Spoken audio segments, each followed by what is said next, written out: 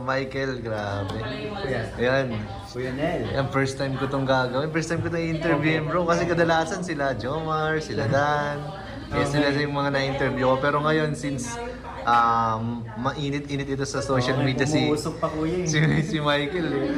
Ayan, pero hindi naman parang bashing yung nangyayari. Kung baga parang nagkakaroon lang ng mga comparison, sharing ng opinions. Pero base sa mga nababasa ko, hindi naman ganoon ka-negative yung mga sinasabi. Which is good naman. No, good naman yun, no. Pero ngayon, tatanungin ko lang, syempre for good vibes lang tayo. Ayoko rin nung mga toxic na mga usapan. So, sa ngayon, tatanungin na kita ng mga ilang bagay na napansin mo or nagustuhan mo sa pag-uugali or sa personality ni Krista. Ayan, kay Krista muna tayo. Nakakatuwa kay Krista po. Ito yung experience ko sa mga vlog namin. Napaka-jolly po. And po, jolly talaga siya. Lalo nung latest episode po namin. So, naging madaldal si Krista. Ginulat talaga ako doon. As yung pinaramdam niya sa akin, nilaban niya. Pinaramdam niya sa amin. Nilaban niya na? Nilaban niya. Na? Alam niyo na. Nakakatuwa lang. Tsaka ang maganda na, maasikaso. Masikaso. Tapos ano pa bang mga napansin ko sa kanya?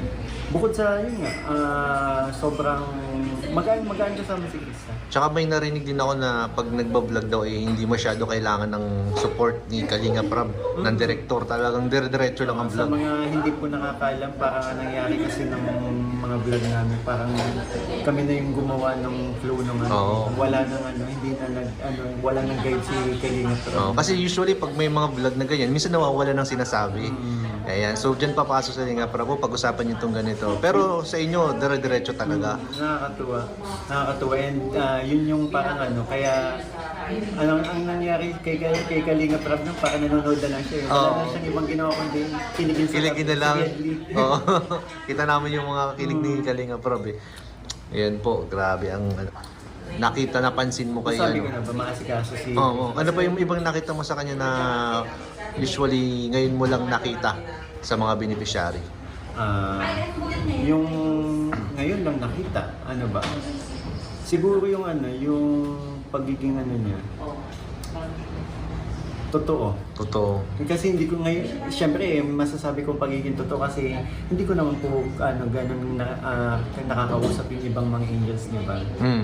So, for me, nakitaan ko ng pagiging totoo si Krista po. Ayan. So, sa mga angels, sino lang ba yung usually talaga nakakasalamuha mo? Napakabihira minsan kapag kasama ko sila Papa John, sila Boss D, nakakasama ko sila Joy, sila Carl. Kapag may mga okasyon. Siyempre kapag may mga date yung mga yun, hindi tayo sumasama. Siyempre, confidential. Baka hindi confidential. Hindi, bibira na. Talagang in secret na lang. Uy, nadulas ka bro! Sorry po. So yun po, siyempre nasabi ko lang po yun kasi siyempre si Krista po yung nakaka-tandem natin. Ayan. Yun po, magaan yung pakiramdam ko sa kanya. At saka, tawag dito. Ganda niya. Ang ganda eh. Alatado naman eh. Kahit sino naman nagsasabi sa comment section. Kahit sa amin nakapagsabi po kasi na kahit hindi, alam niyo yung may taglay si Krista na kahit hindi magsalita, para nakikipag-usap na sa pamamagitan ng pareho daw po kami gano'n. Kilay nga lang, gumalaw lang yung kilay. Parang may meaning na eh. Galing.